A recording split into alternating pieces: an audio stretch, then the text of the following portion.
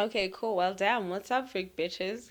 So I'm back here, on YouTube, whatever, with my new podcast. It's called something that goes like, I keep starting things and I don't know how to finish them.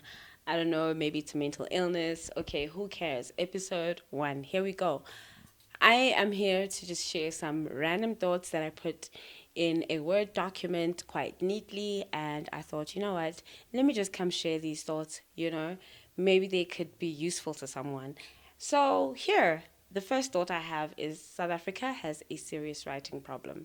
So, I am saying this based on what is out there and the South African content that I have been trying so, like, to watch without falling asleep or without getting pissed off.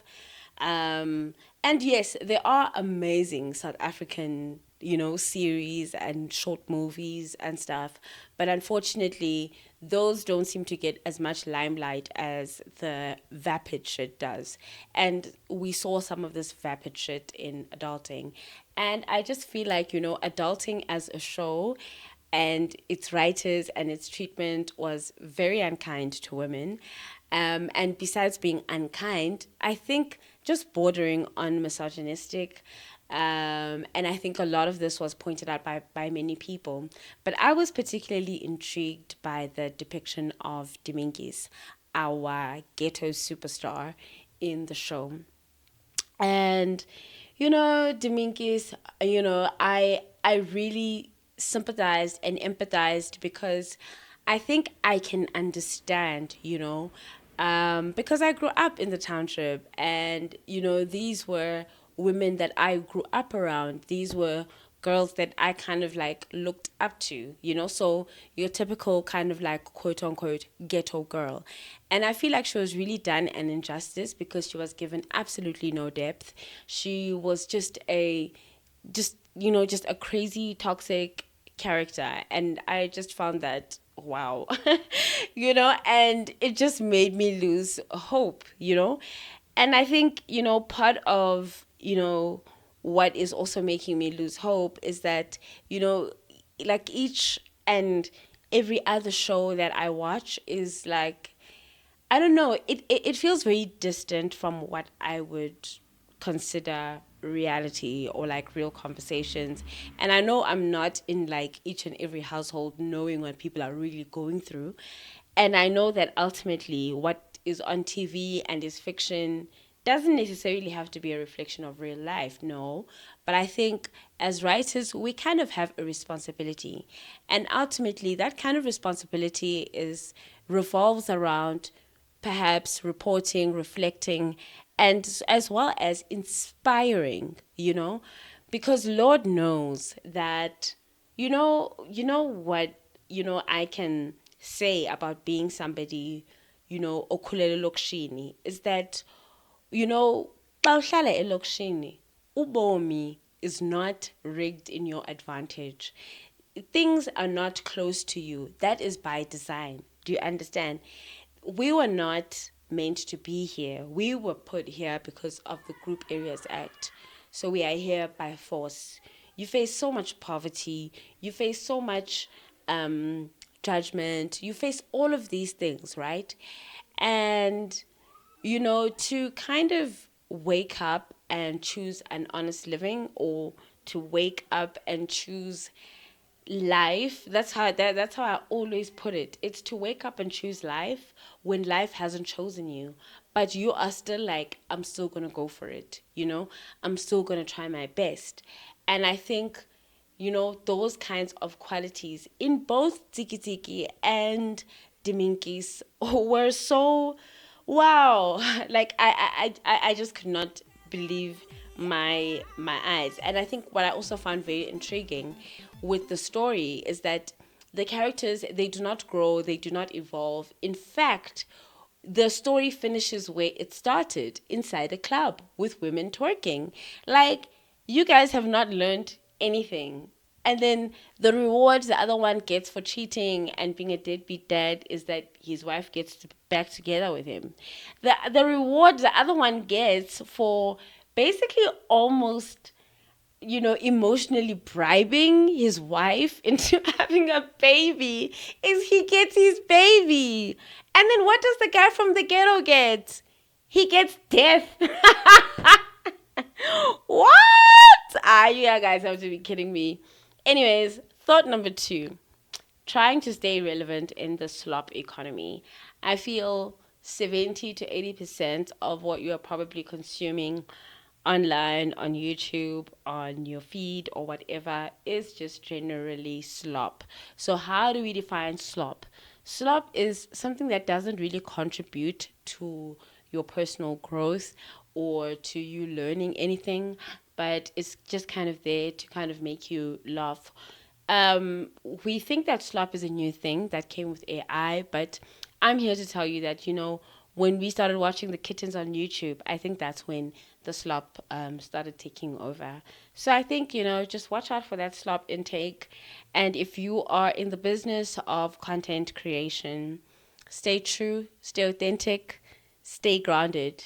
Shit is about to get crazy and rocky, and your authenticity is going to see you through. I don't know. Yeah, yeah. I don't know. Thought number 3, nature isn't all that. Have you been outside? Have you been in the bushes? Have you been camping? Oh my God. Like, is that really all that? Like, is it? Oh my God. Okay, thought number 4. Churches are also cults. Yes. Yes. Yeah. Churches, yeah. But it's just that I think there are more acceptable forms of a cult, and maybe they let the people out, But I think there's a lot of churches there's a lot of cults that we kind of are letting slide because they are churches, okay? And I don't think we should allow cults in society. If I was, president or whatever, I'd be like, okay, everybody, um, let's turn the churches into schools or something. Okay?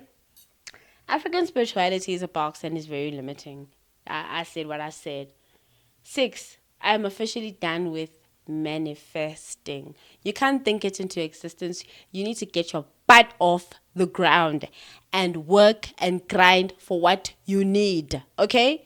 I don't care if you lay in bed and you say it 118 goddamn fucking times.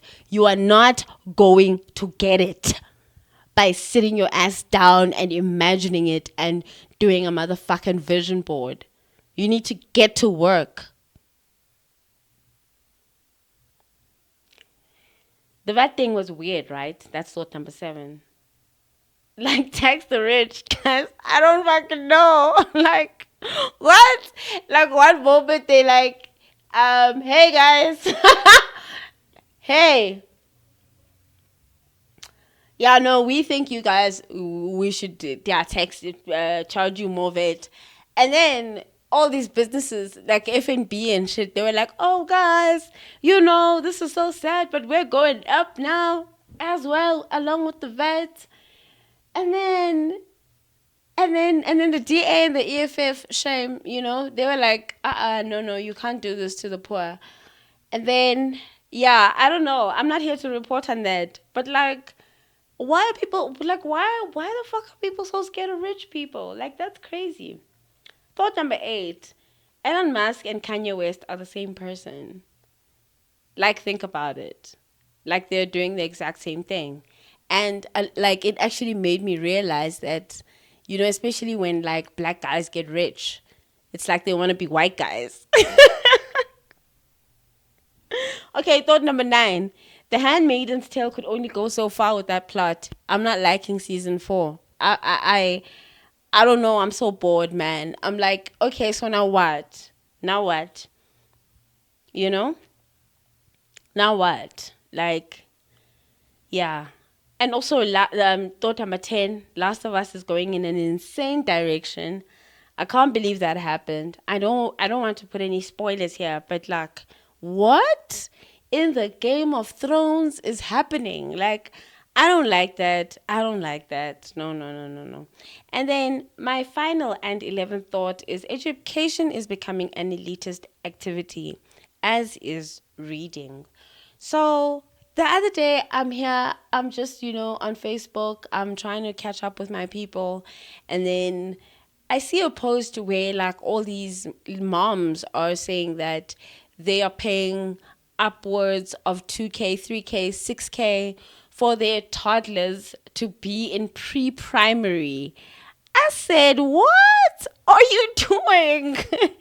So it just kind of had me thinking about like how now, like these kids, right? Like I think it started happening, I think when, like with the whole Model C things and whatever. And it just had me thinking how these, elite schools and colleges and whatever, they become status symbols. Like your child goes to such and such a school and wears such and such a blazer, it means that you've got money, you've got enough money to be paying like all of that, right? So I think, and as well, South Africa's education system is in a deep crisis, deep crisis. So it means that a lot of businesses are going to be stepping in.